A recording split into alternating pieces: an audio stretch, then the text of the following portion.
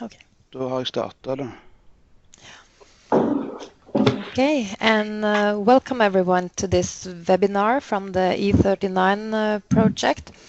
The webinar will be recorded, and those participating will not be shown in the recording unless they ask questions at the end. And then I will give the word to Finn Idar. Go ahead. Yeah, thank you very much. So my name is Finn Idar Giske, and I will speak today about long-term extreme response analysis of marine structures using inverse reliability methods. So first some background. The PhD work has been part of a floating bridge development project organized by Multiconsult with financial support from the Research Council of Norway. And of course, floating bridges are particularly relevant in connection with the Coastal Highway Route E39 project. And although floating bridges are used as the main application of the PhD thesis, it should be emphasized that the developed methods are generally applicable and could be used for other types of dynamic structures subjected to environmental loads.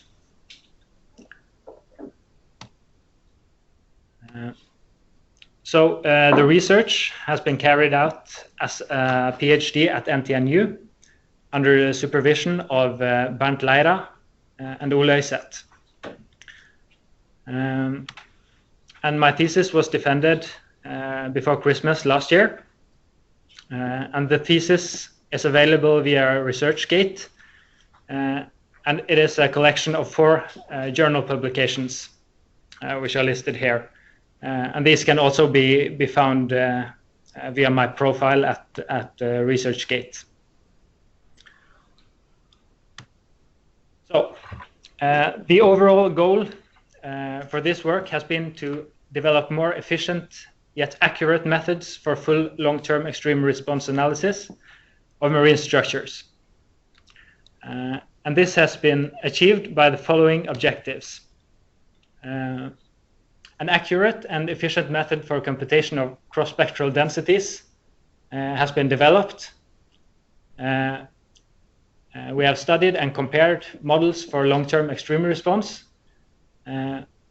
Inverse reliability methods have been developed for the calculation of the long-term extreme response. And the efficiency and accuracy of the methods that are developed has been verified. So, first of all, what do we mean by long-term extreme response analysis? A floating bridge, as you see here, will be exposed to waves and wind, which will make it move. And the environmental loads are inherently random, and they can be described using stochastic processes. And then the response due to these environmental loads will also be a stochastic process. And what we are after in a long-term extreme response analysis is the maximal response value in a long-term period. So, for example, if we consider the displacement of one of the pontoons, this could be a response quantity, and we seek the maximal response value, the maximal displacement in a 100-year period. So the 100-year response value is defined as the response value which is exceeded on average once every 100 years. So this is what we want to compute. And traditionally, for marine structures, the long-term extreme response is estimated very often using environmental contour methods. And when these methods are applied, we have a contour of the environmental conditions, which defines a curve or a limited number of environmental conditions which we calculate the response from. So the 100-year response is estimated by some sort of scaling of the short-term extreme response. So it's only a limited number of short-term extreme response analysis that are performed. And also this scaling procedure is based on some experience with the types of response processes that are considered. And these environmental contour methods, they are very efficient because there is a limited number of response calculations, and they are very convenient because they separate the environmental conditions from the response calculations. On the other hand, we have the full long-term approach, which in principle takes into account all environmental conditions. So for example, here where you have significant wave height and zero crossing period, for the environmental contour methods, you only consider sea states along a curve, whereas the full long-term approach consider in principle all environmental conditions. And this is recognized as the most accurate approach, but it will be very time consuming because you have to do a lot of response calculations. So the goal of this PhD work has been to develop more efficient methods based on this full long-term approach and to make it more accessible.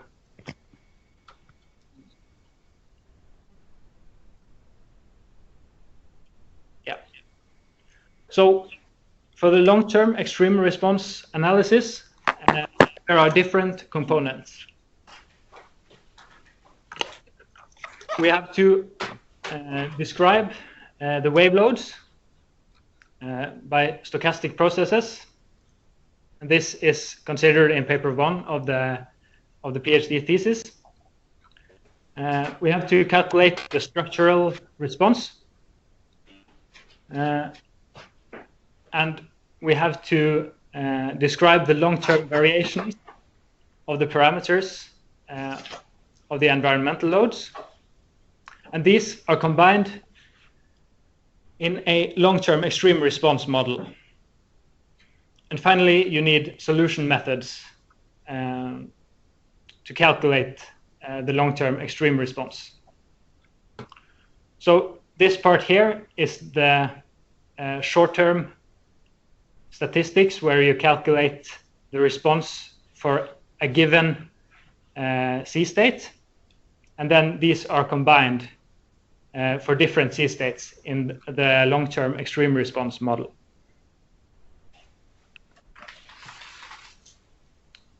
So first, a little on the first part, the modeling of the wave loads. Efficient short-term response calculations are important for efficient long-term response because you have to repeat the short-term response. And the second order statistics of the wave loading process is described by the cross-spectral densities. So essentially these describe the covariance of the wave loads in the frequency domain. And this is used as an input for the response analysis. They give the load spectrum. So in order to calculate the load spectrum, we may have to calculate cross-spectral densities. And an efficient method for these calculations is developed in paper 1. I will not go into details on this today, but I will only mention that the one way to improve the efficiency of the long-term response calculations is to make the short-term response calculations more efficient. And a method for this is developed in paper 1. Yeah, that was very short on the modeling of the wave loads. I'll now go over to the long-term extreme response, which is the main focus. So the long-term stochastic response can be modeled as a sequence of n short-term sea states. And in each short-term sea state, the response is a stationary stochastic process. And then the long-term variation of the environmental parameters is described by a joint probability density function. So for example, here we have the significant wave height and the zero crossing period. And these have a long-term distribution, which is described by some probability density function.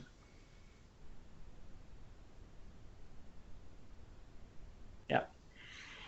And considering a specific response process, for instance, the horizontal transverse displacement of this pontoon, the largest response in a given short-term state is a random variable. So the response process will look something like this, and then the maximal value here will be a random variable when this is a stochastic process.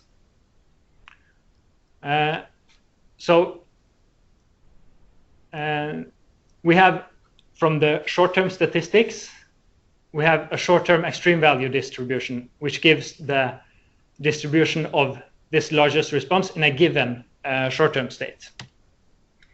But what we seek in the long-term extreme response is the largest response in a randomly chosen short-term state. So we seek the long-term distribution of the short-term extreme value.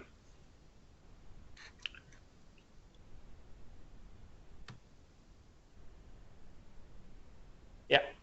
So there are different models for this long-term distribution.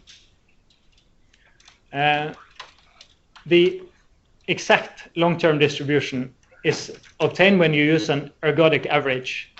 So what we do here is that we take the short-term extreme value distribution and we weight it by the distribution of the environmental parameters, and then integrate in order to get the long-term distribution. But a common approximation for this distribution is to use the population mean, which is the sort of straightforward approach. And this has also been used a lot because this integral can be solved in an approximate manner using the reliability methods form and SORM, the first order and second order reliability method.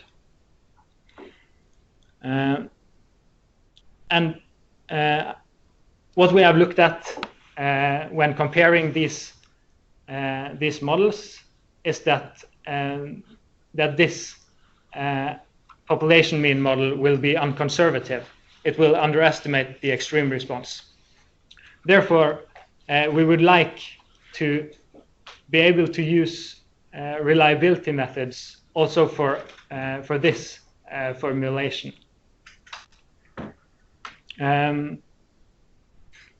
Yeah, so that's what we have been trying to do, because if you try to integrate this using a full numerical integration, this will require a huge amount of response calculations. Yeah. So in our work, we have looked at how this formulation can be solved using reliability methods. Which brings us over to the solution methods for the long-term extreme response. So, in order to solve this expression using reliability methods. This cannot be done straightforwardly because the expression here, it's not a cumulative distribution function. If we only had this distribution here, then we could do it. But the expression has to be modified in order to do that. So what we do is we use a trick. We multiply and divide by a factor that we choose, C, and add and subtract 1, essentially. So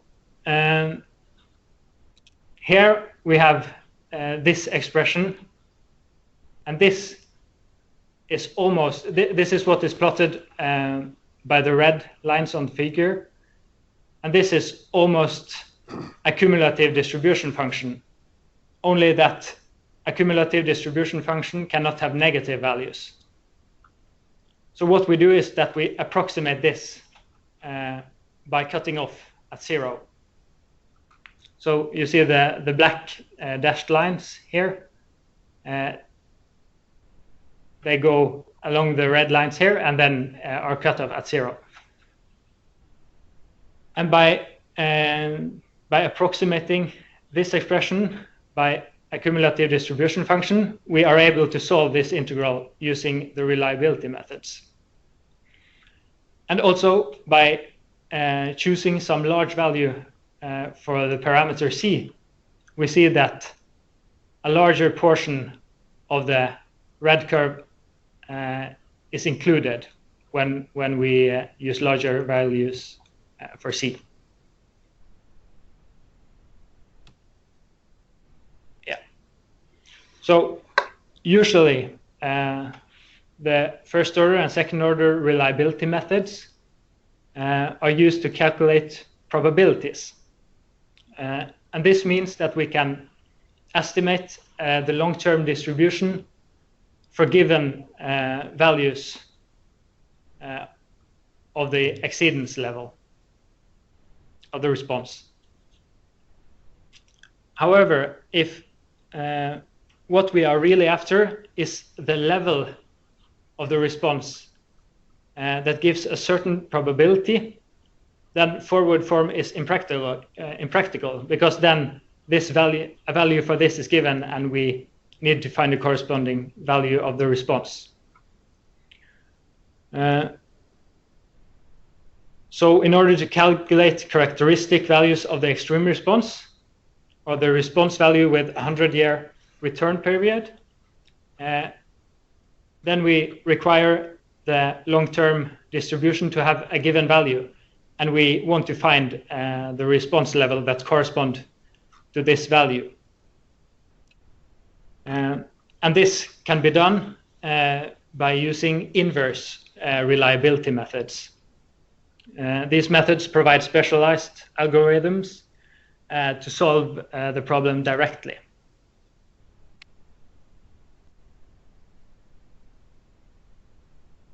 Yeah.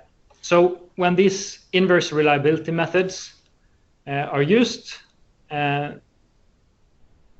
the problem of finding the M-year response value is formulated as a maximization problem. Like this. So we have some function which depends on the response of the structure that is maximized. Yeah, I won't go into very details about this problem. But essentially for the inverse first order reliability methods, then we have a given value of beta, which is the radius of the sphere here. So what we do is we maximize a function on a sphere. And then for inverse form, the radius is known, whereas for the inverse second order reliability method, the value is unknown. But in paper 3 of the thesis, we propose an iterative approach, which is based on repeating the I-form algorithm and updating the value of beta.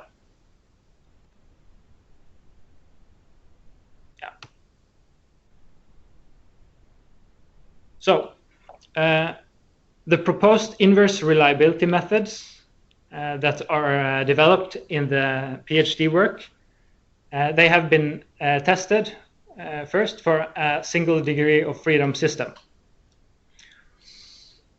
So what we do then is we consider a simple single degree of freedom system and the response due to irregular waves.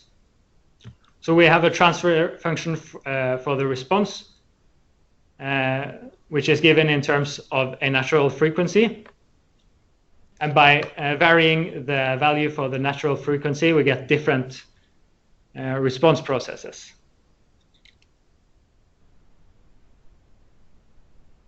Yeah.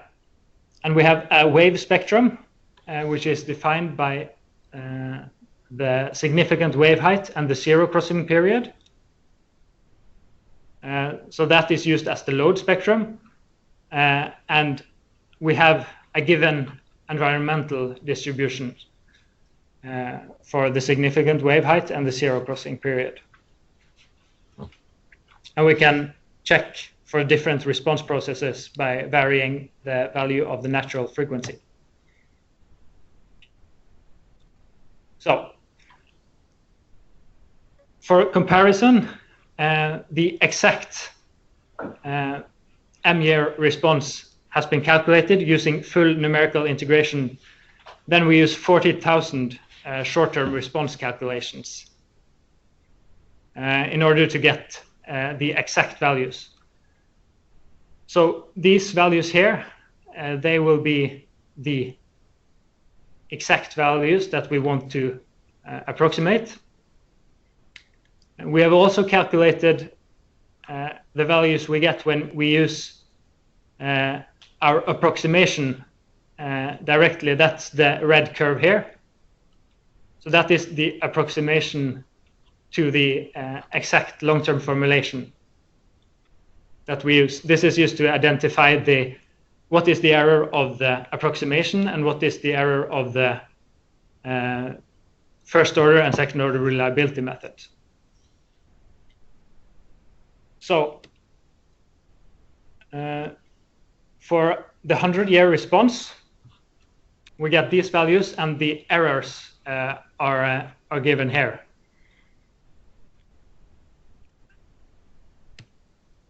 For the inverse form and the inverse SORM.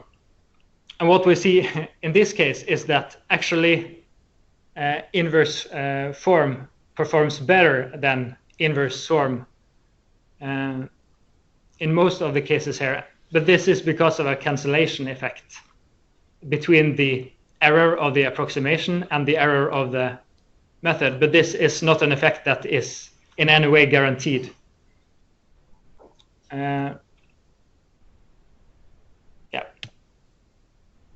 But looking at the 10,000-year response, what we see is that inverse SORM will improve significantly compared to inverse form and will give very accurate results. And this is because the approximation error is reduced by a lot when we look at larger return periods. But when we use a large number for the parameter C, we modify the approximation we use. And what we see here is that we get an approximation that is essentially the same as the exact solution. And then the inverse SORM method is really allowed to shine, even for the 100-year response. Yeah, so we see that the inverse SORM gives a significant improvement, but also the inverse form results give a very good approximation to the exact long-term extreme response. Yeah, and we also see that the number of short-term response calculations, they are given here, they are roughly doubled for the inverse SORM.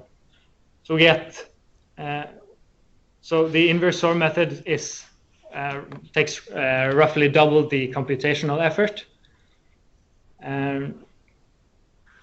but a significant gain is obtained for the extreme response. Yeah.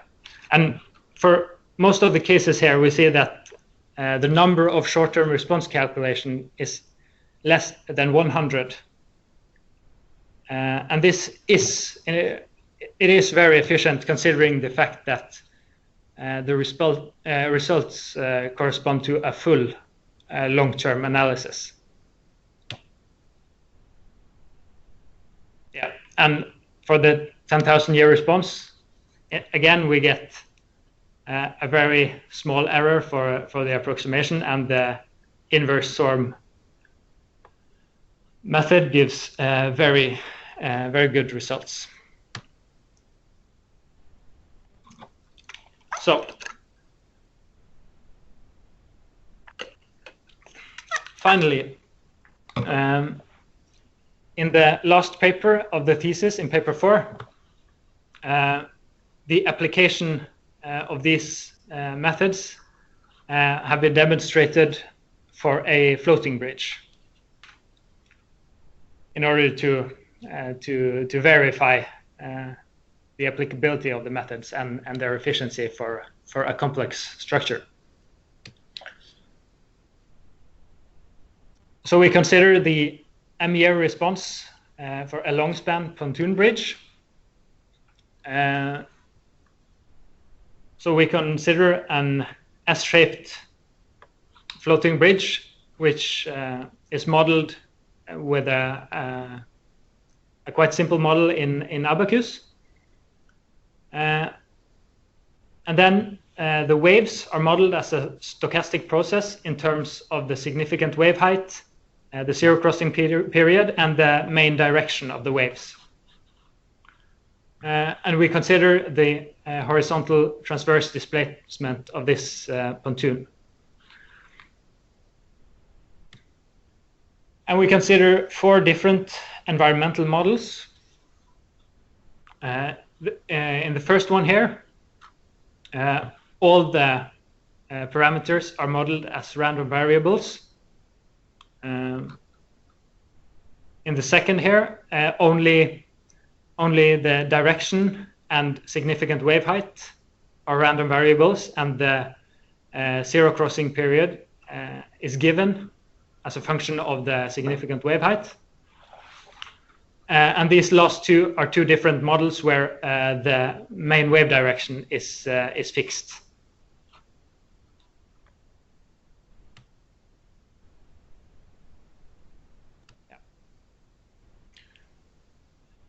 So the extreme response is calculated using full numerical integration that are this blue box for the exact formulation. That was the one with the ergodic average.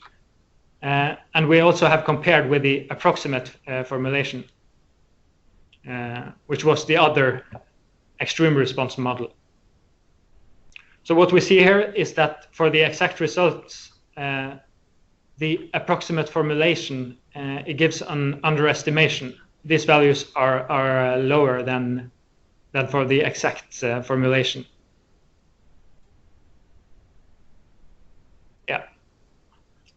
And we have compared the values using inverse form and inverse SORM with different values for this parameter C.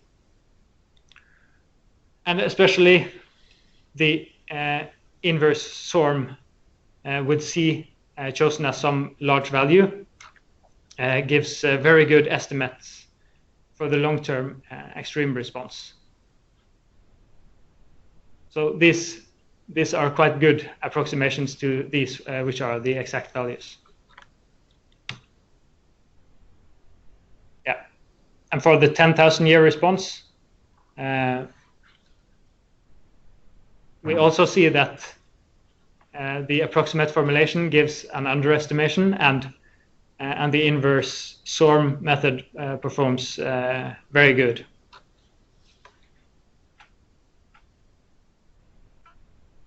Yeah. So finally, some results on the efficiency of the methods. So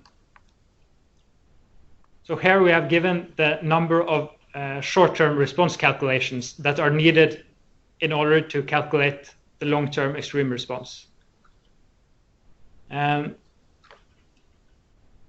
What we see here is that the inverse form methods is very efficient with a number of short-term response calculations around, it's a bit varying, but around 50, and roughly double for the inverse SORM method.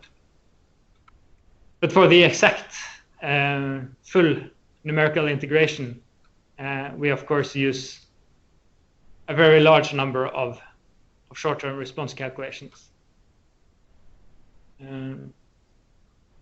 So what we conclude is that the inverse reliability methods, they give very good accuracy using only a reasonable amount of short-term response calculations.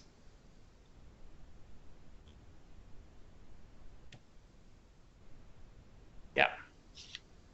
So the main objective of the PhD work was to develop more efficient yet accurate methods for full long-term extreme response analysis of marine structures.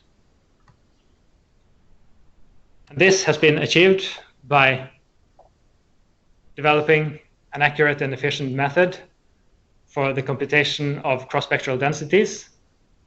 This is a way of making the short-term response calculations more efficient. We have also studied and compared different models for the long-term extreme response. And inverse form and inverse SORM methods are developed for the calculation of long-term extreme response. And finally, the efficiency and accuracy of the developed methods have been verified for a complex structure.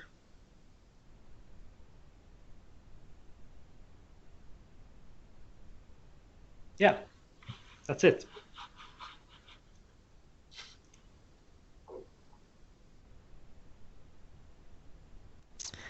Okay, thank you, Idar.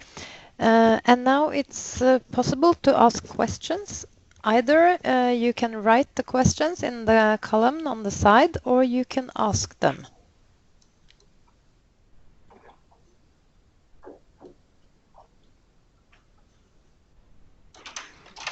Do you have any questions from your colleagues in the room next to you? Any questions? No?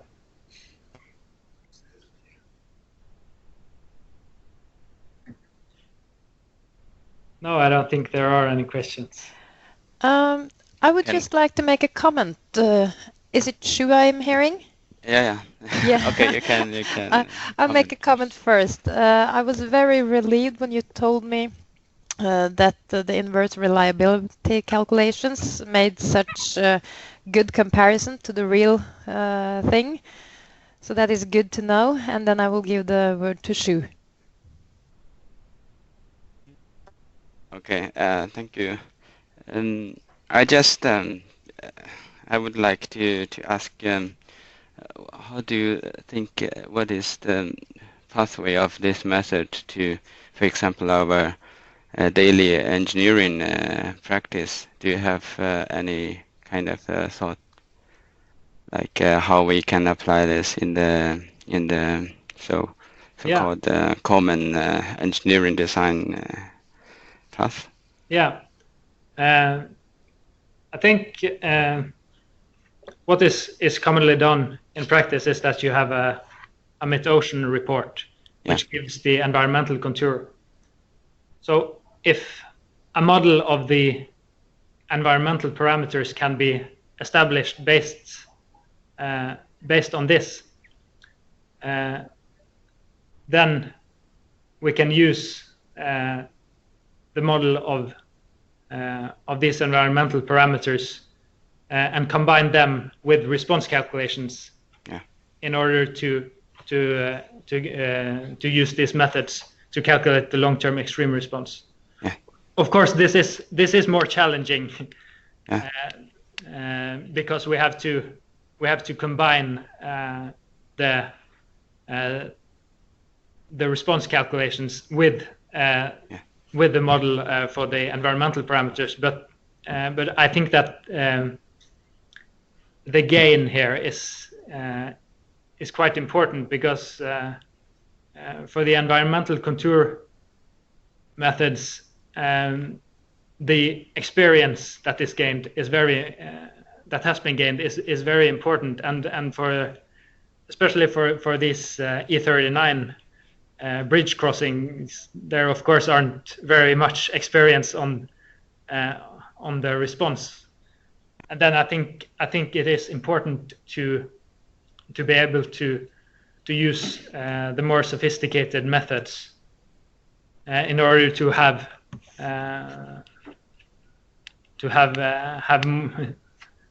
better values to compare with. Yeah, because if I understand you right, does it mean that this method is more efficient than the the common method we are using now? Yeah, of course, if it is or the common method to get the exact results would be to make an integration over all combination of environmental parameters. So then you have to perform response calculations for a huge amount of environmental parameter combinations. So, but that is of course it. If the response models are very time consuming, then this may not be possible at all. But using the inverse reliability methods, then we can get good approximations to these exact results by using a reasonable amount of short-term response calculations. Yeah, but do you consider that if there is any? Have you thought that if there is any kind of pitfall that by applying this new method? Of course, they are approximations, and they have their weaknesses. They are described a bit more in the especially paper number 4. There are discussed some of the weaknesses of these methods.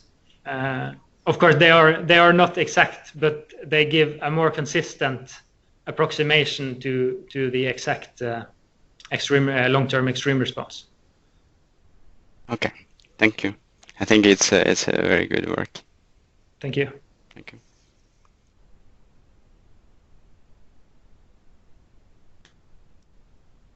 So do we have any other questions? Yes, hello. My name is Jørgen Krokstad from Norconsult and NTNU. Can you hear me? Yeah. I think this is very interesting work because we have a lot of uncertainties related to extreme value calculations.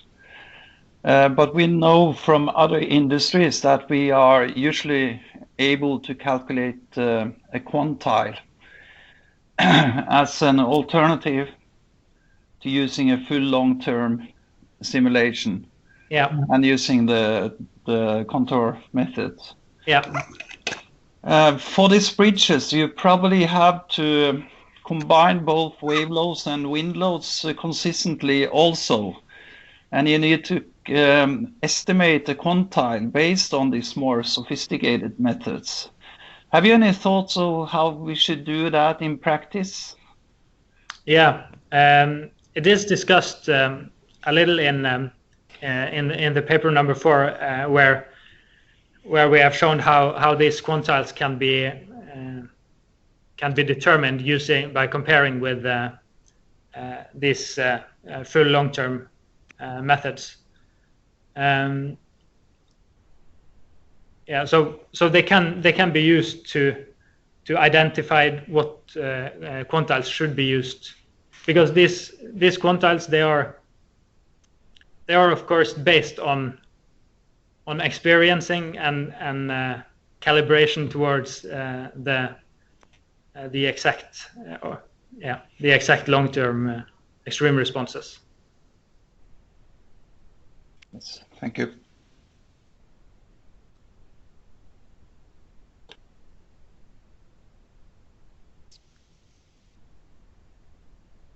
Anyone else who wants to have a go?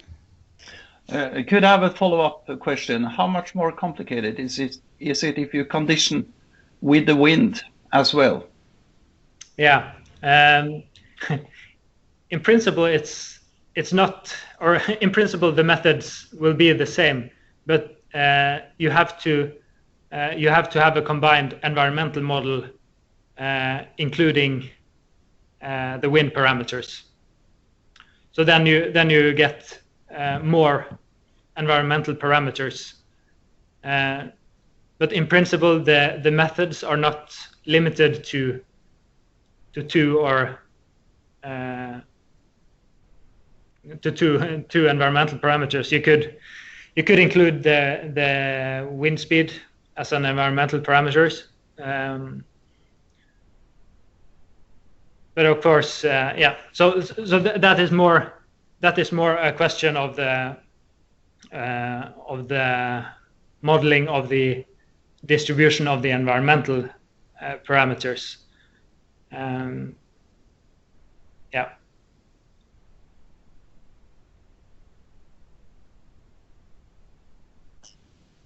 Thank you. But of course, it would be very interesting to do this in practice, because of course challenges can arise when you include the dimensionality of your methods.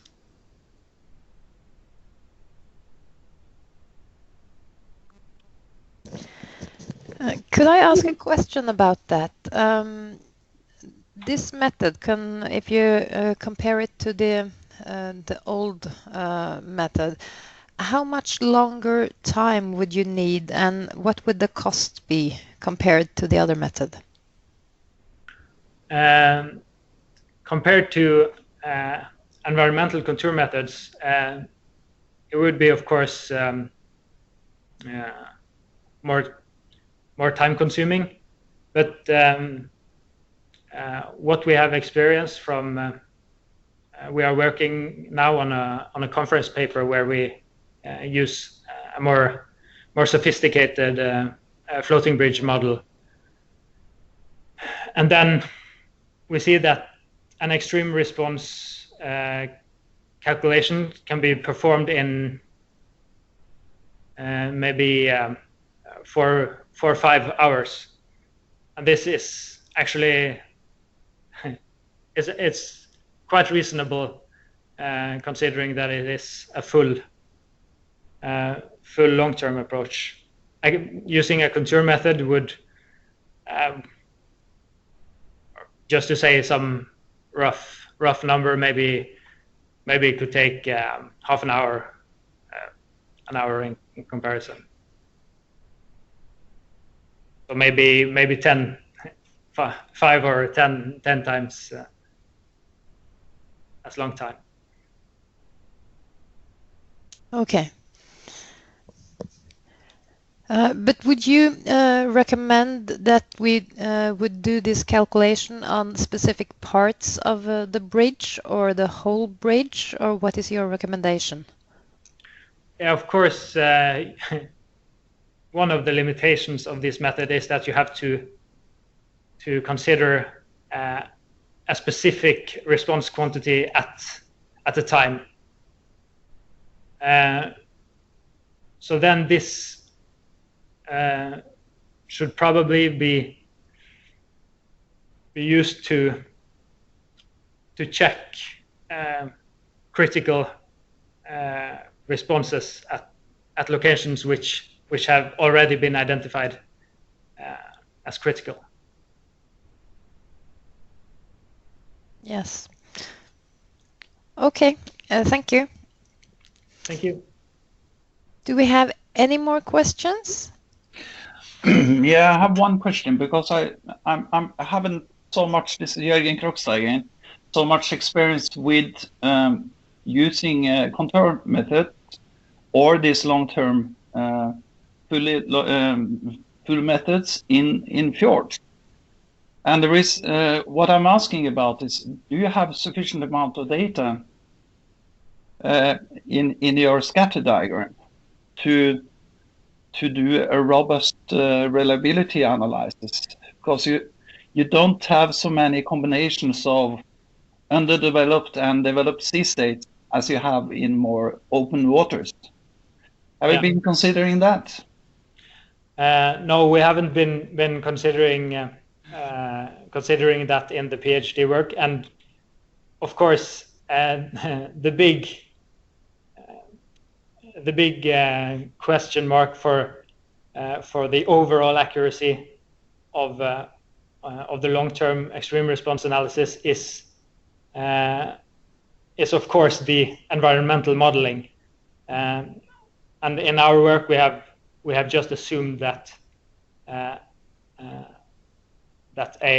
an environmental model has been established, but of course it's really important that this environmental model is based on a sufficient amount of data. But yeah, for comparing different concepts, then you can of course use the same environmental model for the different concept, and it shouldn't be, for the comparison, the accuracy of the environmental model shouldn't be that critical. Of course, in any case, you have to just use what you have available.